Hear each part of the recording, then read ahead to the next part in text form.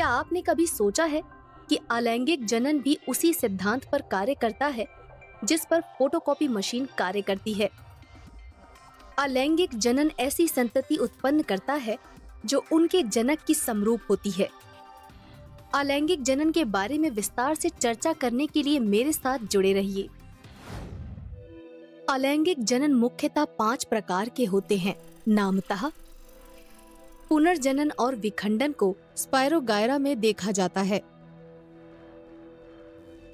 मुकुलन को हाइड्रा में, बहुविखंडन को प्लास्मोडियम में देखा जाता है, बीजाणु निर्माण को कवक में देखा जा सकता है, द्विखंडन का अध्ययन युगलीना में किया जा सकता है।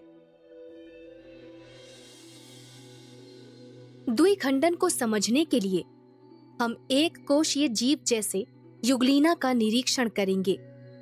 जब युगलीना अलैंगिक जनन करता है तो कोशिका झिल्ली में एक संकीर्ण नजर आता है, जिसके परिणाम स्वरूप 2 संतति जीवों का निर्माण होता है।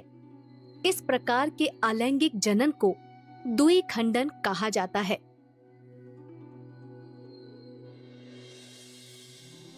हाइड्रा में एक अलग प्रकार का अलैंगिक जनन नजर आता है।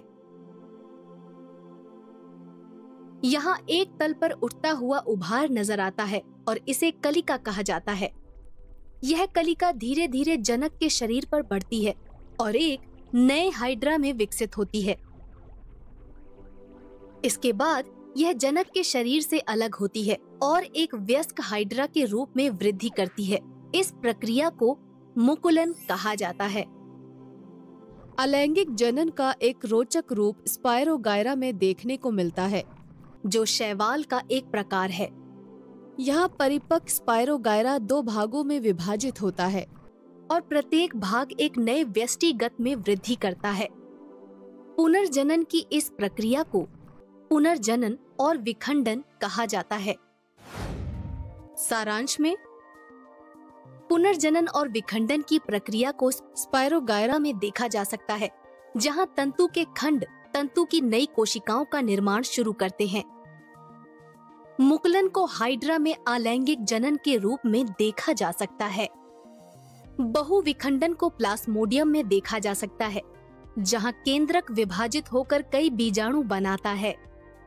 बीजाणु निर्माण को कवक प्रभेद में देखा जा सकता है, जहां बीजाणुओं के साथ में बीजाणुधानी विकसित करते हैं। द्विखंडन भी युगलीना में जनन का एक प्रारूप है। वाह, ये काफी रोचक जानकारी है। मुझे निश्चित ही युगलीना के बारे में ये पता नहीं था कि कोशिका विभाजित होकर 2 संतति कोशिकाओं का निर्माण करती हैं। यह एक अजीब तरह से अमीबा में जनन के प्रारूप के समान प्रतीत होता है ना? अमीबा में द्विखंडन की प्रक्रिया को विस्तार से समझिए।